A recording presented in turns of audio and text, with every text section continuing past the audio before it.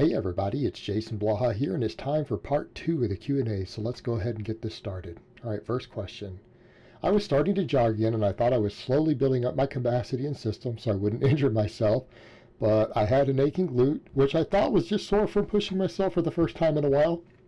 And after a few days rest, I go again, and when I start jogging, I immediately feel a strain on my hamstring when I land on that respective leg.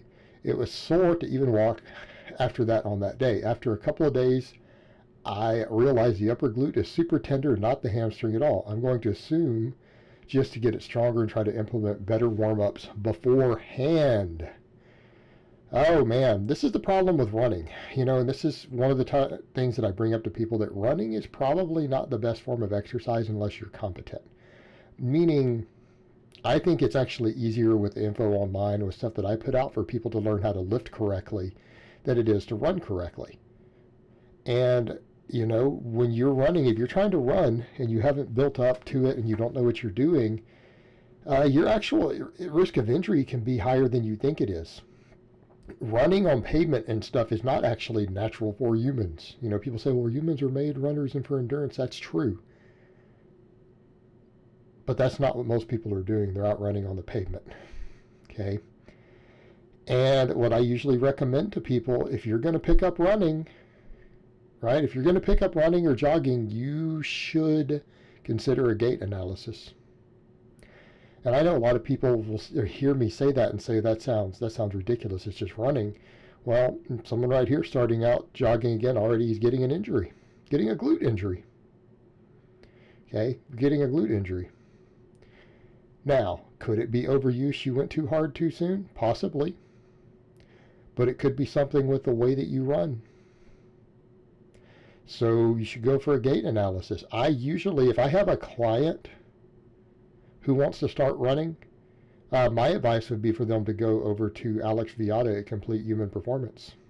Okay, that's who I personally trust.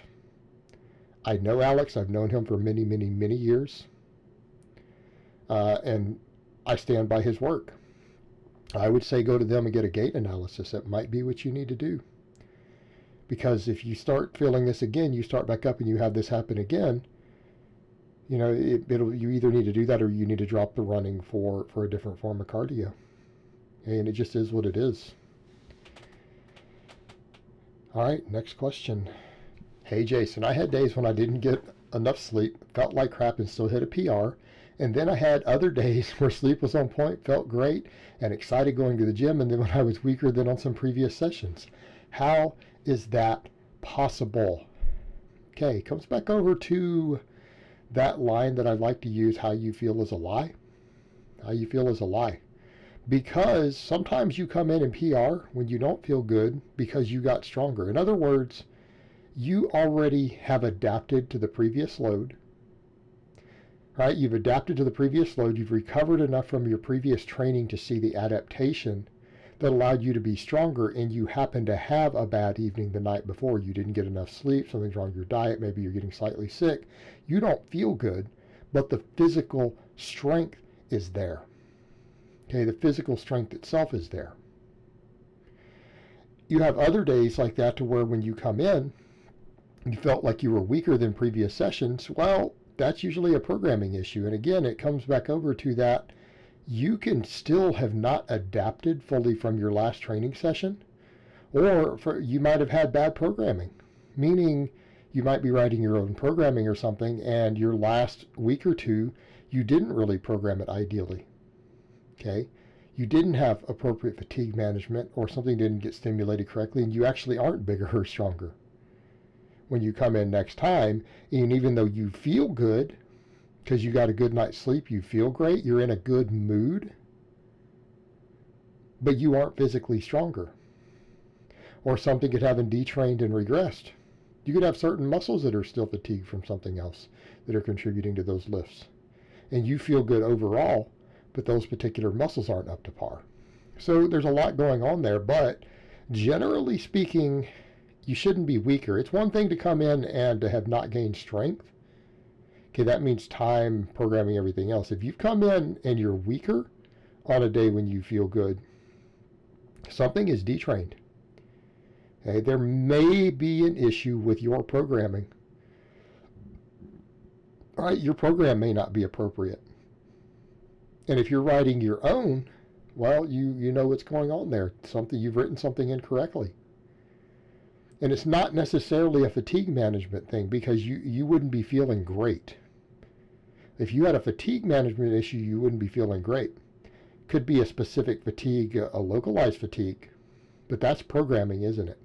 In other words, maybe your pecs aren't fully recovered and you're benching again. Well, that could explain it, but that's a programming issue, isn't it? You didn't time it correctly. So there's a lot going on there. But the thing to remember, though, is that an individual session usually is not affected by the night before to the degree that people like to think it is. Okay, if you're bigger and stronger, you can have a bad day and still hit a PR because you are bigger and stronger. All right, next question, and the last question of the week. Any chance of a video on the differences between 9 sets of 3 reps on dynamic day, that's for bench, by the way, and the new 5 sets of 5 reps? I know you've done both, so you can say the pros and the cons. Bench, probably a little different. For squatting, the 5x5 is absolutely brutal. Okay, now I could probably get away with it now because I'm doing vertical diet, so I'm not eating foods that maybe would cause me to puke. But I literally threw up doing the speed boxes with bands under the way that they're programming the 5x5s. I literally have vomited following the exact West Side protocol for that. I threw up. That should tell you something right there about it. The benching, probably a little bit different. I'm going to say it's not as extreme. If someone wanted to mess with the benching and they're a very advanced lifter, I think you can get away with it better. And again, keeping in mind those 5x5s are usually with bands. I like the 9 sets of 3, though, because you get more practice time. But someone who doesn't need practice setting up their bench, yeah, the 5x5 is just fine if you're a very advanced lifter. I don't think someone should be messing with that who benches 250 pounds. Okay. I generally don't do the 5x5 for most of my people. I have some lifters I'd consider it for because they're getting advanced enough for their benching. But again, the 5x5 setup is usually for more advanced lifters. You're usually running a lot of band tension. Right? And when I mean advanced lifters, I really do mean that. So, I mean, if you bench 300 pounds and you squat 450, I wouldn't bother. I wouldn't bother. You could stick with the more traditional 9x3 benching, 10 to 12 doubles on the speed squat. Most of my clients, I usually have them do 12 doubles usually for the box squats. I have exceptions to that. That's my general go-to.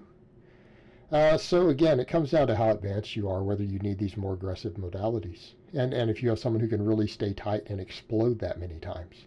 I think more people are going to develop better speed doing the lower reps for quite a while. Right?